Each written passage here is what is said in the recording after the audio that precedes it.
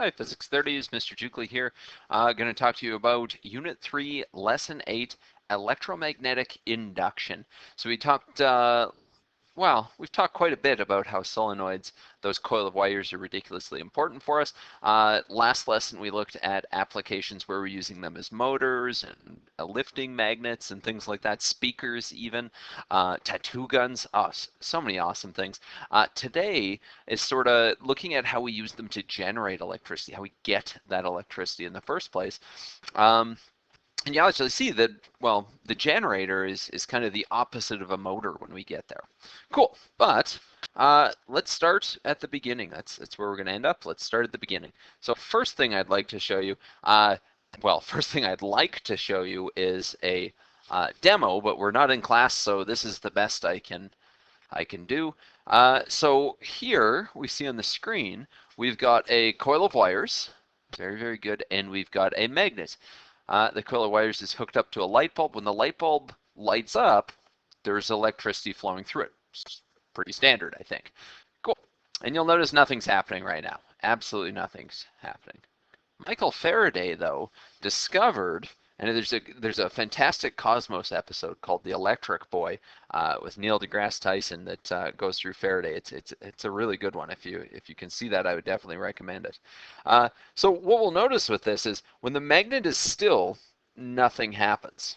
What Faraday looked at was when the magnet was moving. Right? So when the magnet and the magnetic field was moving, and when it was changing between the coils of wires, the light bulb actually lit up, so it generated some electricity.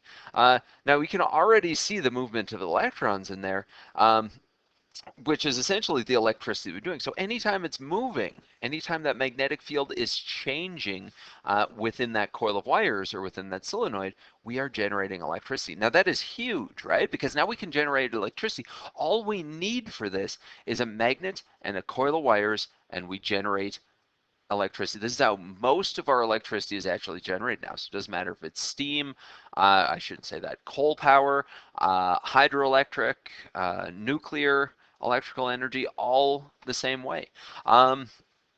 So yeah, let's check this out. Let's explore this a little bit more. Very, very cool. So here's the diagram. Again, electromagnetic induction. Faraday was the person who discovered it. Didn't really explain it as well, which is where we get to Lenz's law, but did find that by moving a magnet inside of the coil of wires, we generate electricity called electromagnetic induction. So from a distance is what we're talking about there. Cool. This is a big, big, big discovery for us as humans. Huge discovery. So Faraday's law essentially says when we change the flux inside of a coil, and what we see right here actually is a coil. So it's very square at this particular point in time, but realistically this would be a coil of wires that's going over and over and over and over again like we see right here. We simplify it just to show the square. When we change the magnetic field or change the flux inside of that coil, we generate some electricity. So anytime the magnetic field is changing inside of the coil, we are generating some electricity. Very, very cool. Or at least causing the electrons to spin around in it. Cool. So what Faraday says, and we've kind of already covered this, to induce a current, or more specifically a voltage, you must change the flux. In other words, you must change the magnetic field on the inside. That's the big idea. Again, Faraday didn't really explain this super well. Lenz was the person who explained it, and he used a bit of conservation of energy and a bit of resistive, like it's the idea of forces and resistive forces to do this. So what Lenz says is the induced current creates a magnetic field that fights the change in the flux. So overall, we want the magnetic field to stay exactly the same. That's what these magnets is what these things want. Don't ask me why, but that's what they want. So what we're looking at is we're fighting the change. Whatever the change is in the magnetic flux, in the magnetic field within that solenoid, we're trying to fight that change. So we're always going to have our magnetic force resisting the change. So Fm is a resistive force, and not just resistive, it resists the change. Perfect. Okay, so that's sort of the big idea. So here's our illustration. We'll just think about this for the time being. You don't have this one, but please still get out. So we're dealing with a solenoid. What hand rule speaks to you for solenoids? You say left hand rule number 2. You are absolutely right. So our fingers are the direction of the current around the solenoid, and our thumb is the direction of the North Pole. And remember, the whole thing with Lenz's law is we want to fight the motion, right? So let's see, the motion is of the magnet here. I've got the motion, and the magnet itself is shifting towards the right. Cool, so if I wanted to fight that motion, I got to think, okay, I've got my solenoid over here on the left-hand side. There's no electrons flowing through it if there's no motion, and I know that it's going to try, the electrons are going to move, so they're going to try to repel that motion. The only way that we can really repel that, so I have a north, the only thing that can repel a north from the magnet is another north pole. So that means there has to be a north pole if we're treating this like an electromagnet, or the magnetic field through the center of the solenoid, through the middle, has to be pointed towards the left. We're going to focus on the north pole for the time being. And then we think to ourselves, well, hand rule number 2, remember our fingers are the direction of the current and my thumb is the direction of the North Pole. So let's get out hand rule number 2 and let's point our thumb. Let's pretend we're wrapping our hand around this and let's point our thumb towards the right. Perfect. So I've wrapped my hand around it, pretending at least that I'm wrapping my hand around it. Draw a nice picture of that. So there's the solenoid, wrapping my hand around it, and it's going that way. Obviously it's curling like that, but thumb's pointing that way. So what's the only way that my fingers really point across the front? Fingers are pointing downwards, which means electrons must be moving downwards across the front, and we follow, they're moving from left to right, sorry, right to left across the galvanometer. So we figured out which way they're going in the coil, and we figured out which way they're moving across the galvanometer, which, by the way, I don't know if we've talked about this yet. Galvanometer just kind of gives us a general idea of which way current is going. So it's typically a little thing with a little needle in it. If current's going one way, it flicks one direction. If current's going the other way, it flicks the other direction. If current's not moving, it's kind of on the side. So it goes back and forth depending on which way current is moving. Cool. So we kind of figured that one out, right? All about fight the motion. It all started with if the motion is of the magnet itself is towards the left, or sorry, towards the right. I'm really confusing myself today. If the motion is towards the right, we want to fight that motion. We need a north pole to fight it. Cool. Now, here's the part where Lenz actually explains this, explains it using conservation of energy. So the motion of the magnet is causing the electrons to move down the front and spin around and go, through the galvanometer. So it's doing work on those electrons. I need my network on this entire situation. If everything's moving at a constant speed, I need my network on the entire situation to be equal to 0. So if we're doing positive work on the electrons, so we're forcing the electrons to move a distance, we're just saying we're doing positive work here, we must be doing negative work on the magnet, so we must need a force applied over a distance to cancel that out to get a network being done of 0. Cool. So Lenz's law, this is his explanation. The thing that you need to focus on more is can you explain where the forces are happening and explain using hand rules rather than explain the conservation of energy. But this is sort of the behind the scenes of how that works. So here's an example that we've got. In this case, the solenoid is the thing that is moving. We want to fight that motion. So we need a magnetic force on that solenoid that's going to try and stop it from moving towards the right. So first thing I want to think about is, well, I got a south pole over here, and I need a magnetic force that's going to be opposite to the motion. That's the key. The magnetic force is always opposite to the motion. So what do I need in terms of a pole on this side of the solenoid? If you're thinking to yourself, we need a north pole, let's erase that and throw a north on there. You are absolutely correct. So I need a north pole on that side of the solenoid. Cool. Now I can get out hand rule number 2. There's my thumb and my fingers, remembering that, let's go back to this, left hand rule number 2. My thumb is the My thumb is the North Pole, and my fingers are the magnetic field. I'm going to make that a little bit bigger. Again, we're going to pretend that we're wrapping our hand around that solenoid. So the solenoid is in the palm of our hand. My thumb has to be pointing towards the North Pole, or where the North Pole would be. My fingers look like they'd be going up the back and then down the front. Remember, we are pretending that the solenoid is in the palm of my hand. And so if my fingers are going down the front, that means the electrons are going down the front. So in every single case that we've got here, electrons going down the front. And then I'm just going to trace this last wire. So they go down the front, they go around the back, and then they go up. So they are going from right to left across the galvanometer. Cool. Very cool. So we can figure that one out, and that's how we generate electricity. We move that magnet, we change the magnetic field or the magnetic flux, and of course we have that that magnetic force that tries to fight whatever the motion is. Very, very good. So one application of this, and this is actually amazing. I wish you were in class. This is one of the things, and the speaker, honestly, I wish I could show you the speaker as well, because there's some very cool stuff that we do with the speakers and with the magnets and stuff. It's one of my favorite parts.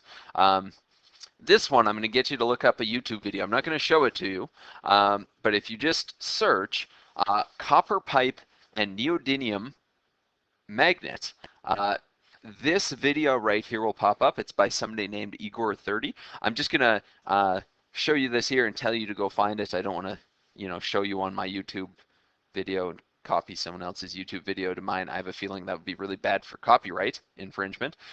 So I'm going to give props to Igor30 and go check out this video. It's 2 minutes.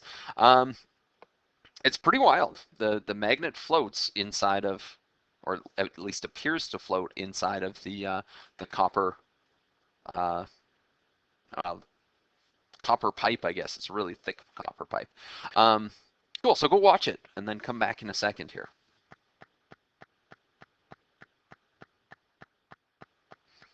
All right, so hopefully you had an opportunity to watch that video. One thing to note, is copper one of our ferromagnetic materials? Does copper make a magnet? Not so much, but it's definitely affecting the magnet that we've got.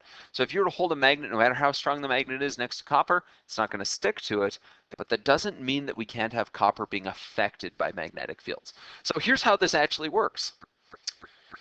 We have got the magnet falling through the copper pipe. I know it says aluminum pipe off to the side, but same thing. It works with realistically any metal, regardless of whether it's magnetic. Actually, it wouldn't work very well if it was ferromagnetic, because then the magnet would just stick to the side anyways. But so I got my copper, or in this case aluminum tube, and the magnet is falling down. Remember, what's Lenz's law?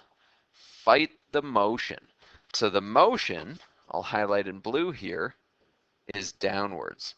So that means we need a magnetic force. Which direction does the magnetic force need to be? Upwards. So if the motion is downwards, the magnetic force needs to be upwards. We need a magnetic force that's going upwards, trying to stop that magnet from falling down.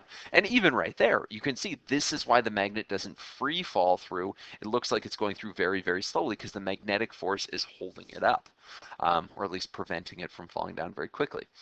So then in our aluminum tube, it's essentially acting like a solenoid, where we've got pathways for those electrons both above and below. And if we wanted to figure out which way those electrons are flowing in the tube above and also below, well, we have to get out hand rule number 2. So here's my hand rule number 2. I'm going to get it a little bit bigger. I'm going to pretend that I am wrapping my hand around this pipe, but even then, I forgot something already. If the magnetic force is upwards, I can't wrap my hand around the thing if I know 0 to 2 things. What pole do I need right here in order to have a magnetic force upwards?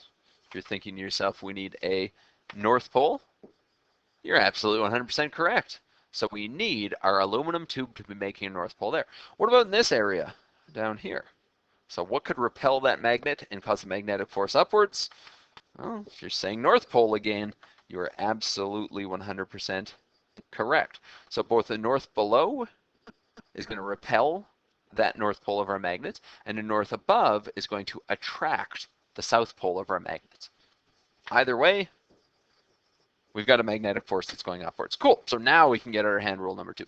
So down below, So looking below, I've got my thumb pointed upwards. I'm pretending that my hand is wrapped around the copper or aluminum pipe. So wrapped around, it goes under my fingers there and then back up there. Or in other words, I'm holding that pipe in the palm of my hand. And if my thumb is pointing upwards, the only way that my fingers can point across the front are this direction. So we know that electrons are going to flow across the front towards the left, below the magnet. Let's check out above the magnet. So let's get this this hand back. I need now my north pole pointing downwards, so I'm just going to rotate my hand. Very, very nice. I need my north pole pointing downwards. Awesome. And now again, I'm pretending that the copper tube is going through my fingers here, and I'm holding it in the palm of my hand. So it looks like in this case, the fingertips across the front are going to be going in that direction. So we know that the electrons, or the current, would be moving on the top. It would be moving towards the right across the front. Very cool. This is actually, I really wish I could show you this. If you have magnets in any copper pipe at home, you can definitely try this out. It's pretty neat stuff. Cool. So another application of this, well, the flashlight. So realistically, the induction flashlight, you've got a magnet that's free to move around in the middle, and when you shake it back and forth, the magnet stays where it is, but the solenoid, let's see, how am I going to draw this? The solenoid moves around it. Let's see if I can do this. Yeah, nice. So the magnet stays where it is, and the solenoid moves around it, which generates our electricity, which then powers the flashlight. That actually worked out better than I thought it would. Cool. So one quick application.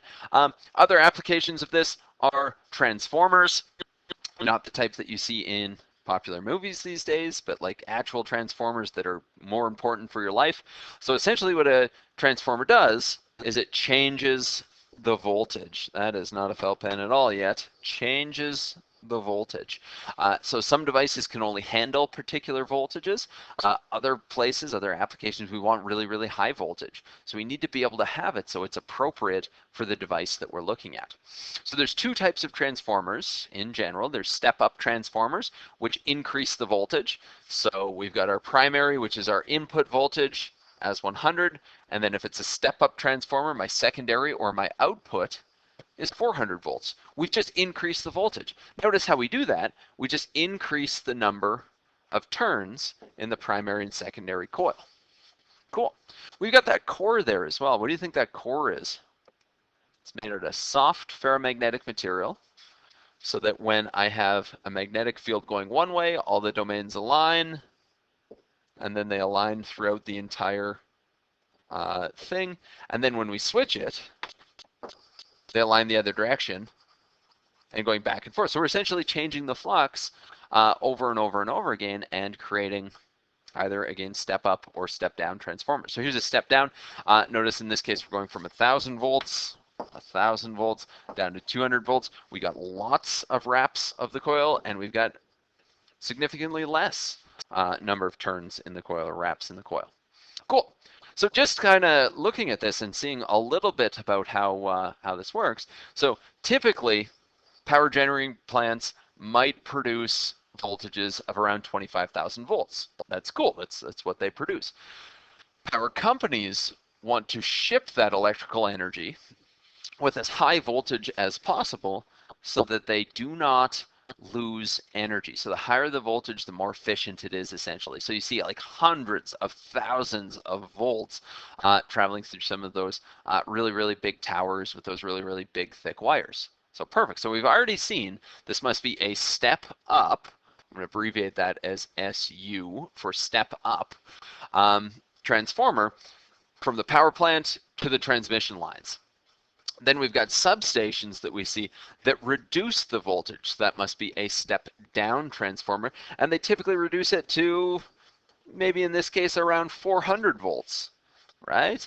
And then it gets to industrial consumers and big companies, big other things that use a lot of energy. They might be able to use that 440 volts. For everybody else, the electricity just keeps going along the power lines until it gets to the transformers that are in your neighborhood and outside of your houses. And we see another step down transformer where it goes to 120 volts. And typically 120 volts is what we use. That's the potential difference for all of our plugs in our houses. Our stoves and dryers, I think, as well. Stoves and dryers use 240, but most of our typical three-pronged outlets in our house are 120 volts. That being said, that's not it for transformers. There's other things inside of our house. So the ones in our neighborhood kind of look like this. If you ever wonder what those gray cans are way up on the power poles, or those boxes that say high voltage, don't cover with snow, stuff like that in our neighborhood, those are typically step-down transformers that are taking it from higher voltage in the power lines to lower voltage for your house. The other place where we see these inside of our house is well, not everything uses 120 volts, right? If we used 120 volts in our phones, it would probably fry some of the very delicate circuitry in there. So the transformers inside of our phones, actually inside of our phone chargers, that's why we have those blocks anytime we plug things in. There's a step-down transformer in there. Cool. Another place where we see it. This is a little bit dated. Nobody really has CRT or cathode ray tube TVs, also known as tube TVs anymore. But when we had those, and they were very, very common in computer screens and everything, and actually, in order for the electron gun to work, and we've kind of talked about electron guns in Unit 2, in order for the electron gun to work, we need very, very high voltage. So we typically see step-up transformers that takes the 120 from our house and boosts it up to like 15,000 volts. Pretty considerable, 15,000 volts. So yeah, transformers are realistically everywhere around us. So the idea of the transformers, again, just in a little bit more detail, we have, okay, there we go. Whenever we're changing the flux, we create this magnetic field. If we've got a soft iron core, it creates magnetic fields and aligns their domains with them, and that's super because that carries throughout the entire core and also shifts to the other side. Now if we've got more wires, that's going to create excuse me, that's going to change our current and that's going to change our voltage. It's going to, in this case, we're increasing the current is going to increase the flux on one side, increase the flux on the other side, and create that induced current with a different voltage. Very cool. Problem is, if we have a constant current, we're not really changing the flux. We have a constant flux, so that doesn't really work. So with DC, I mean, you can kind of keep it going back and forth by opening and closing a switch, but that's not exactly ideal. Realistically, what we have, and more often what we see, is AC transformers. And AC, I thought I had a slide of this, but AC transformers, the symbol for AC, I'll just scribble that one out as a school line right there. And that's where the current is going back and forth and back and forth. So AC stands for alternating, start over, alternating current. So back and forth and back and forth and back and forth. So it's a constantly changing flux. And then these transformers work pretty amazing for that, right? And that's typically what we see in our households is alternating current. Cool. So just a couple of other examples of Lenz's law and ideas from Lenz's law. Remembering that it's all about fighting the motion. We've talked about the solenoid versions. We don't really want to talk about the solenoid for this one. So essentially what we've got is we've kind of got a loop of wire that goes along like this. This is the symbol, by the way, for a resistor. Resistor, E-R or O-R? Resistor.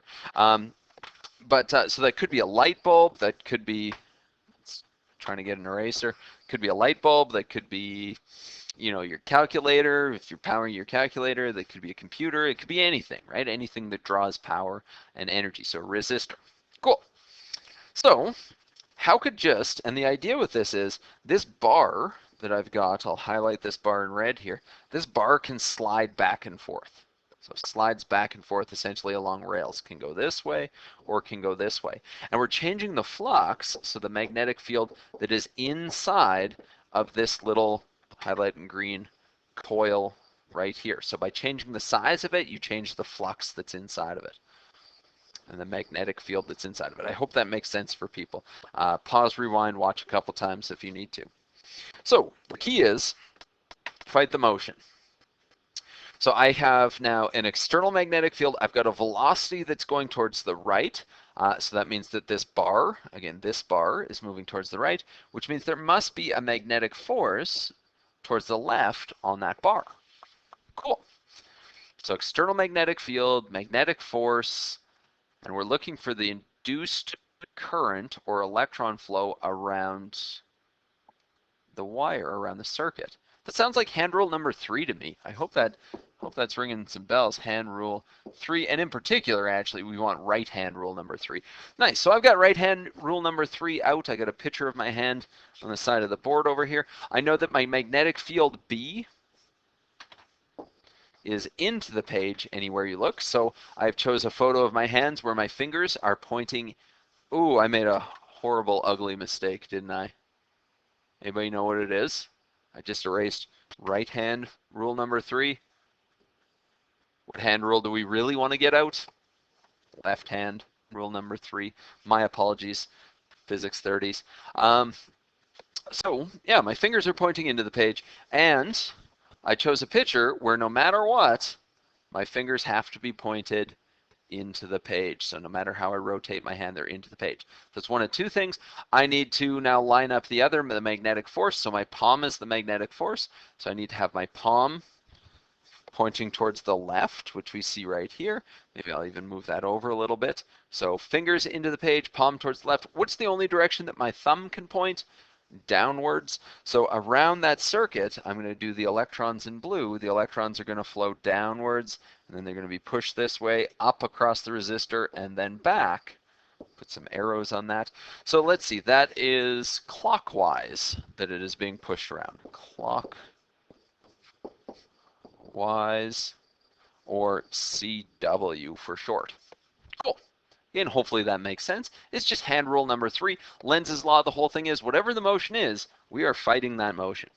Another quick example, and this actually, I'll give you where this works in a second here, but I've just got this piece of whatever metal it is moving through an external magnetic field. Moving through an external magnetic field. Now, assuming that that external magnetic field isn't the same everywhere, we will definitely generate some current and make some electrons move. So we want to determine the net charge at location Y, which sounds kind of weird. But if it's moving through this magnetic field, we should see electrons flowing one direction or the other. This is still left hand rule 3. So in this case, my fingers are pointing out of the page because my magnetic field is pointing out of the page. I have to figure out my force. So the chunk of metal is moving towards the left. I want to fight that motion. So the magnetic force must be Fm towards the right on that chunk of metal. Cool. So let's line our hand up. Our fingers need to be out of the page. So you'll notice no matter what, my fingers are out of the page. Very cool. Out of the page. The magnetic force needs to be towards the right. So I need my palm pointed towards the right. Notice I don't really care about the velocity anymore. That's given me my magnetic force. That's enough. What's the only direction that my thumb can point? Thumb being current is downwards.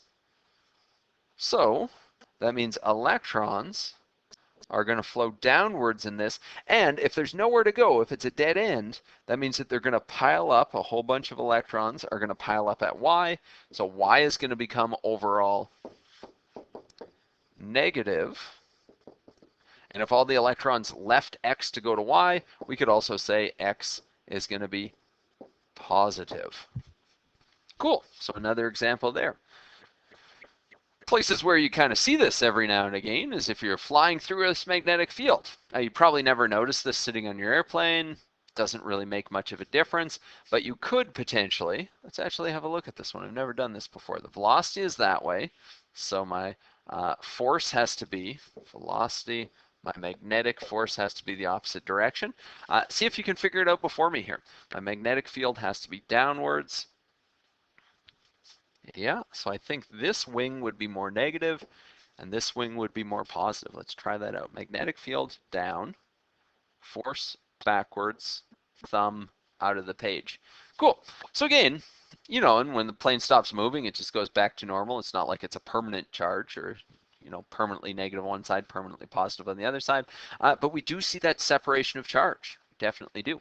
Another application that's kind of neat for this, that's a little bit more useful, is space tethers. So space tethers are essentially just wires that go from satellites to, well, other pieces of satellites, kind of put it simply. So the idea with this is you can have one of two things with this. You can pump electrons one direction, or the other direction, or you could just kind of let it sit. So if I'm actually pumping electrons in one direction through that wire, electrons are moving that way, and it's moving through Earth's magnetic field. As satellites do, they move through Earth's magnetic field. So I've got electrons moving towards the right. So get out left hand rule number 3. Electrons moving towards the right. That means my thumb is pointed towards the right. The magnetic field is upwards in this case, so my fingers are pointing upwards. Which direction is the magnetic force?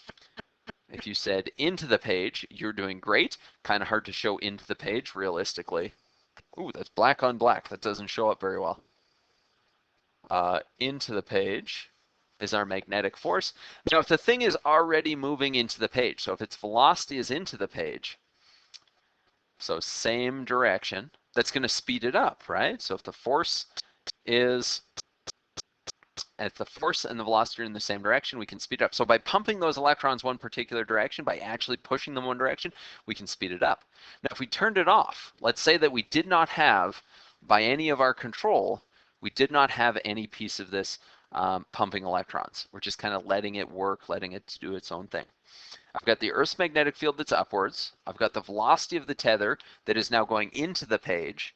Now we can think about Lenz's law, which is fight the motion. So we must have a magnetic force that is out of the page. Right? So magnetic force is coming out of the page. And if the force and the velocity are in opposite directions, you could think that's going to slow it down. Could you figure out which direction the electrons are going to flow if this is the case? So this is no longer like us using a power source pumping electrons. This is just the electrons flowing because of the magnetic field and the motion through the magnetic field. So if you said the electrons, oh, there's our resistive force, very good. If you said the electrons are going towards the left, you are spot on. Good stuff. Okay. So one last little example, similar sort of idea with this. One last little piece to look at here is, could we figure out which direction the current is running through each of these sections of loop? And I think you've got this labeled in your book as A, B, and C. So here's kind of the key with this. The chunk of the wire, or the chunk of the loop that is in the magnetic field, is going to feel the force. Cool. So if it's not inside the field, it's not going to feel the force at all. Kind of makes sense. It needs to be in the field in order to feel the force from the field. And then the other piece with this is, remember how we always said that our magnetic force and our magnetic field and our velocity, or it's not really velocity in this case, it's more of a current, have to be at right angles to each other, so perpendicular to each other.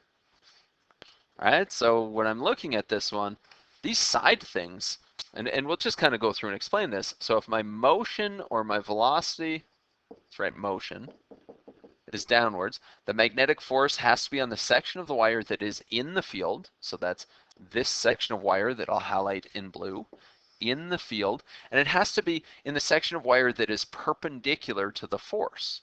So these side sections over here, this section in green here and here, is that perpendicular to the force? It's parallel with the force. It's not going to feel anything. It's not going to do anything. So it's just that last, it's that blue section that we're looking at right here. And so if the motion is downwards, the force is upwards, and the magnetic field is into the page, get out hand rule number 3. So our fingers have to be pointed into the page. The magnetic force, I should label that a little bit better. Magnetic force has to be upward. So keep your fingers pointed into the page, rotate your hand so that your palm is facing upwards. And then what is the only direction that current can flow in the blue wire? Let's get yet another color.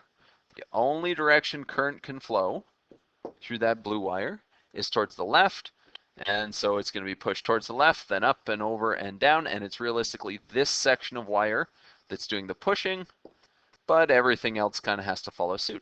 So for example A, it's going to be going clockwise around that wire. Clockwise. So if this is a uniform magnetic field, let's check out B now. If this is a uniform magnetic field, B's right in the middle of it. Is there any change in the magnetic field? Any change in the flux? No, right? So no change in flux, and this is our answer for B, equals no current. We need a change in the magnetic field. We need a change in flux in order to have a current. So B, we're just not going to have it. Let's look at C though. Let's check out C.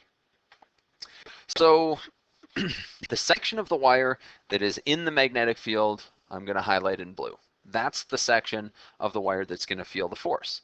The motion is still downwards, so I'm just going to label the motion. That's off to the side here.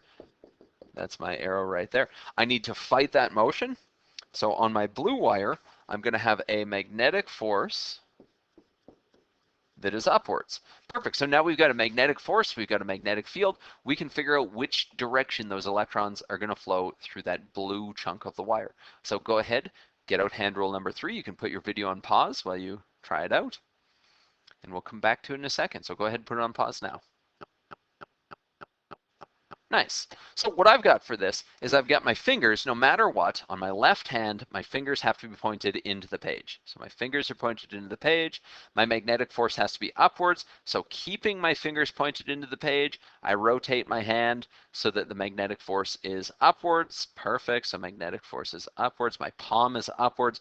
The only direction that my thumb can point, we'll get this one in red here, the only direction that my thumb can point is towards the left. So that means that the current has to be towards the left. And then if we just kind of continue around in the circle, the current is going to be going in this direction, which is counterclockwise, which we'll say is CCW for counterclockwise. Cool. So I know these last couple lessons have been a lot of talk and not a lot of math, but they are very, very important as we move forward. This magnetic stuff is awesome and I love it, and I wish you were here, or I wish you were all in the classroom with me right now to see it and for me to show you some of these things. Who knows, maybe we'll still get there this year. But yeah, anyways, I think that's just some space to work. Oh shoot, we've still got generators left too. Sorry, this is a bit of a long lesson, actually, now that I'm looking at it. How long are we in? 37 minutes. If you need to take a break, put it on pause. This is a good place to take a break. Definitely a bit of a long one. Oh wait, generators. We'll be quick with generators. Generators are essentially the opposite of motors. So with motors, we used electricity, or electrons flowing around a solenoid to create motion. Right? So we used electricity to create motion. With generators, we're working the exact opposite. With generators, we're going to use motion to create electricity. So electrons flowing. Exact opposite. So motors, we use electricity to create motion. Generators, we use motion to create electricity. And you absolutely guessed it. It is using Faraday and, well, Faraday's law and Lenz's ideas, I guess, is a good way to put it. Cool. Actually, I've got a generator right here for us. So a generator, the idea with this is we might have and this would be a electric generator. Yeah, that'll kind of work. So I've got my coil of wires over here. Absolutely. I don't know if you can see where I'm pointing, but I've got my coil of wires. See if I can get the mouse on the computer. Sorry, folks. My coil of wires, there we go, over here, hooked up to a light bulb. The light bulb will light up if we know that things are, electricity is being produced. All we need to do for this generator, all we need to do is change the magnetic field or change the flux in the middle. So the way that we actually do that, we've got this magnet over here. If the magnet's not spinning, we're not really changing the magnetic field. But if the magnet is spinning, right? So if I have water running past it, so it's always falling downwards, we're constantly making those electrons move, and we're constantly generating electricity. If I show the field, if I slow this down a little bit here, you can definitely see, and then if I show the field, you can see how that field is constantly changing, constantly changing, constantly changing. Can I move this? I cannot move the light bulb. And that's what's generating our electricity. So generators. Pretty cool, pretty amazing, right? And again, it comes down to that coil of wire. Could you imagine if we did not have this technology? Like how different life would be right now. So yeah, generators, we're not going to worry about the generator formula, but places that we see generators, hand cranked flashlights, absolutely. spin bikes and stuff like that, even, well, not very many, but some treadmills that you don't plug in, they generate their own electricity. So power the screen up here. Let's see, wind turbines, so same sort of idea. In this case, we're using the wind to turn that magnet to generate our electricity. Same thing with hydroelectric. We just kind of saw hydroelectric, so it's water falling that spins the magnet that generates the electricity. Same thing with like fossil fuel, so this could be a coal power. So in this case, we burn the fossil fuels, which creates steam. Steam creates a ton of pressure, which spins our turbine. Our turbine is essentially the magnet solenoid combination, which then generates our electricity. Cool. Very cool. Nuclear works the exact same way. So nuclear, instead of burning fossil fuels, you have nuclear reactions that heat up the water, spin the turbine spins the magnet and generates electricity. So that is it for this lesson. I know that's a bit of a long one. Thanks for being patient. We're only actually probably going to have two. Well, I shouldn't say that. I won't say that. Anyways, thanks, Physics 30s. It's good talking to you again. I hope you enjoy this lesson and the last couple lessons. Magnets are really, really neat. This is our last one from our last lesson from the magnetism unit. But don't worry, we're still going to use lots of pieces from this magnetism unit throughout the rest of the course. Okay, talk to you later, Physics 30s. Bye for now.